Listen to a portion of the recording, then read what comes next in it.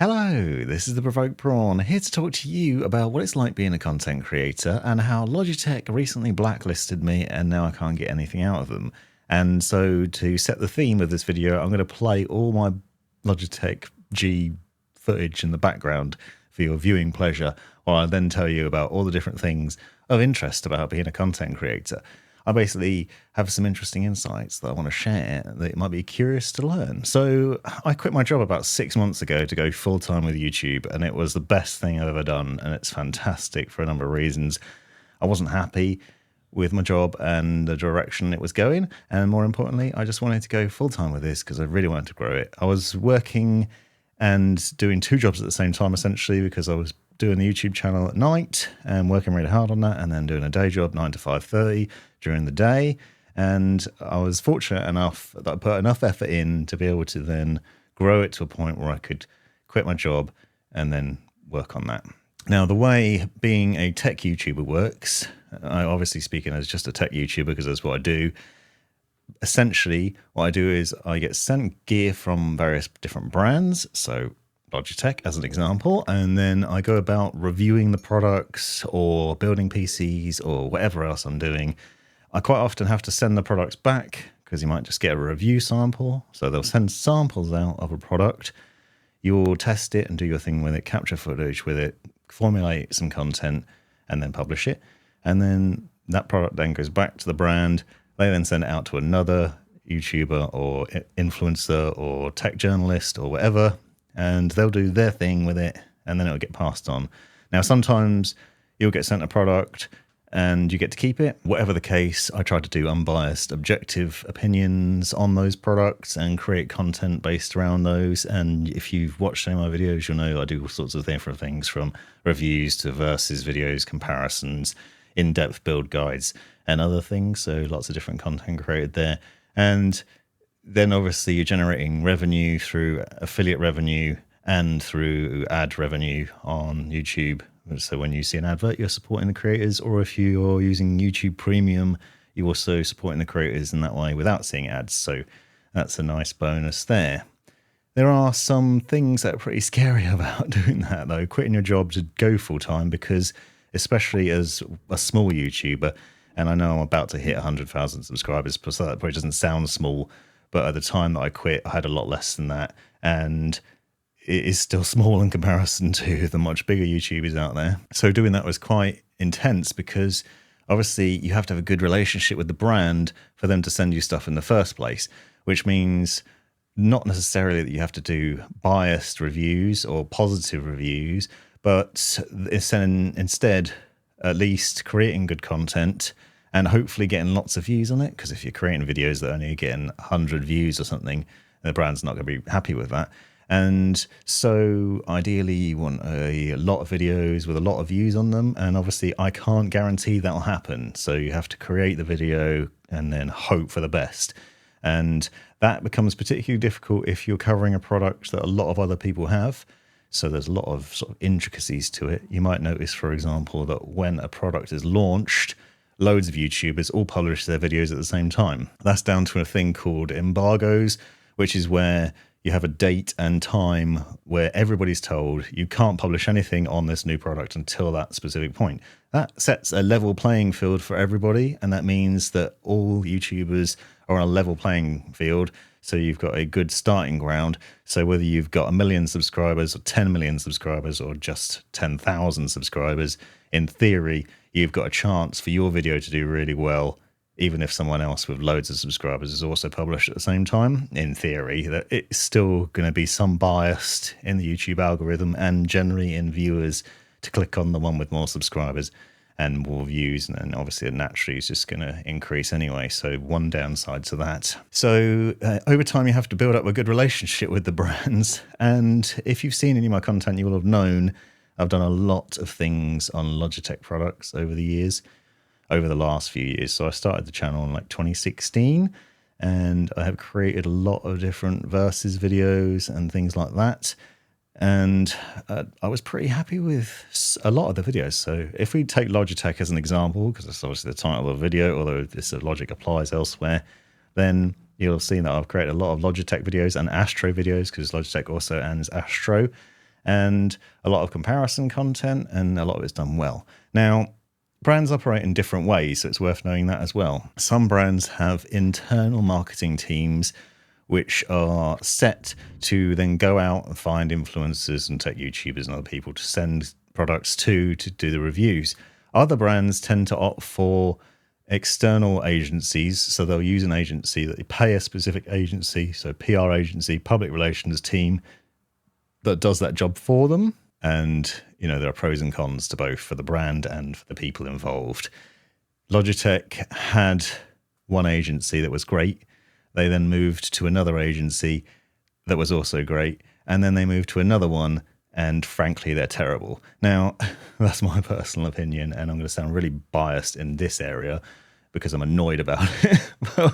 Well, this is the point I want to get across.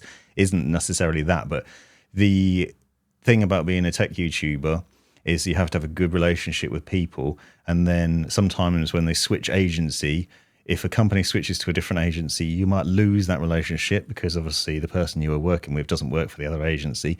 And also there's a loss of communication there because maybe the old agency doesn't hand over the list of influencers or tech YouTubers or whatever else to the new agency. And so the new agency is working off their lists, or maybe from scratch, or whatever else. So in this instance, it was around the time of the new G Pro X wireless headset, the G Pro X2 wireless, and I was excited for that headset because it was one of my favorites, the previous model, and a great device. And I'd seen it and I really wanted to get my hands on it to be able to review it and also to compare it with the previous one and other things. Anyway, I emailed the new PR agency and I didn't hear back from them. I emailed again the next week. I still didn't hear back from them. I emailed them again. I still didn't hear back from them. I went through a different channel, emailed there, still nothing. And eventually I got through to them. And this was well over the embargo date. So loads of other people had already published their reviews. And eventually they agreed to send out a review unit. And then I did a load of videos on it, reviews and versus videos. And they did all right. They did okay. I was obviously off the back foot there, which was a bit frustrating because everyone else had already published their videos. So that was a bit of a shame, and it is what it is. It's just one of those things.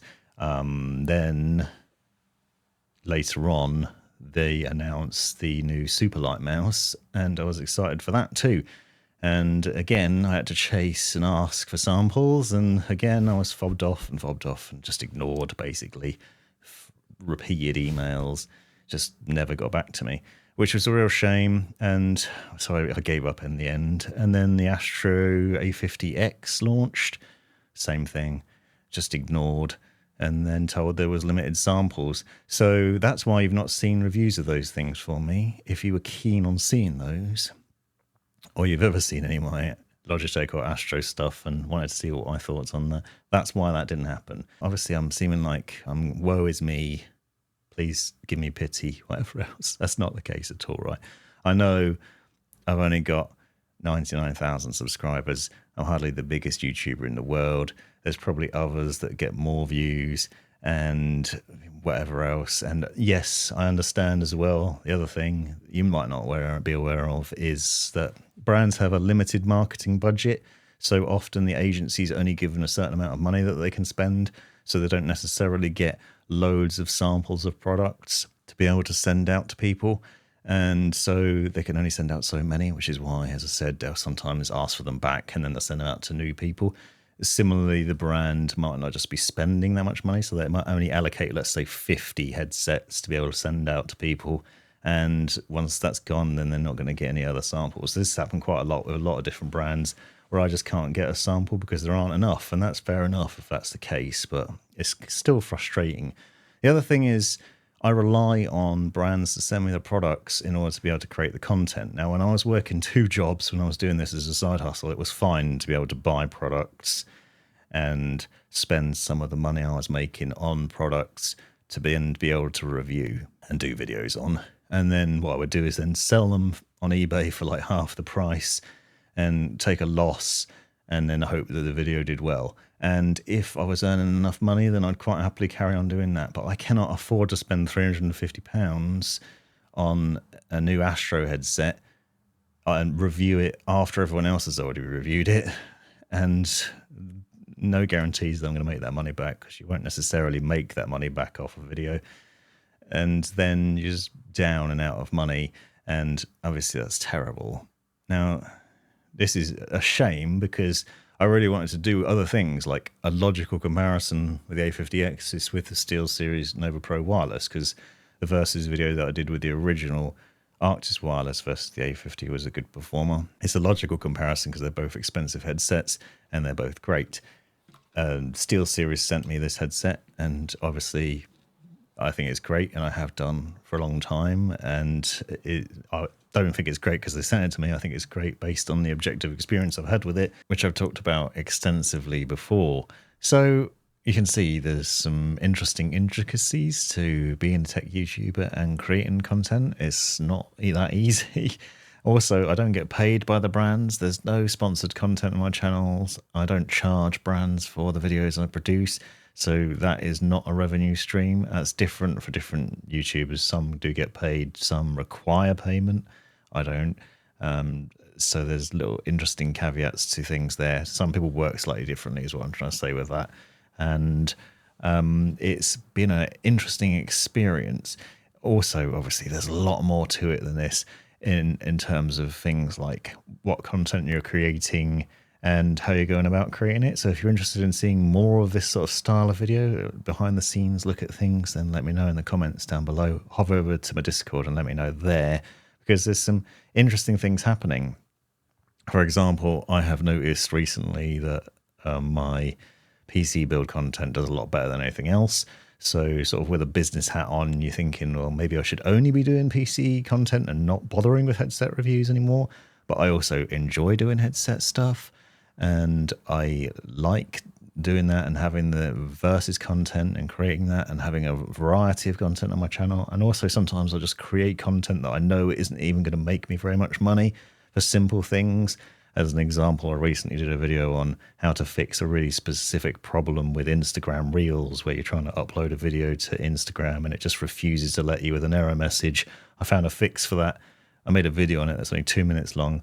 I uploaded it. I know it's not going to get loads of views, but it'll still help people out, and that's what I like doing. And it's nice to have that freedom as a YouTuber, that I get to basically decide what I want to do on a daily basis and the sort of videos that I'm creating. Same for something like this. Obviously, I'm not reviewing a product right now. People won't be searching for some random YouTuber's thoughts on what it's like being a tech YouTuber. This isn't likely to get a lot of views, but I thought it'd be a fun video to do on a Thursday afternoon, and hopefully it's been enjoyable. So let me know what you think, and if you've enjoyed it, give me a thumbs up, drop me a comment down below, and let me know if you'd like to see one of those Prawn reacts to YouTube comments videos, because I was asked recently to do another one of those, and I've got plenty of silly ones recently. Thanks for watching.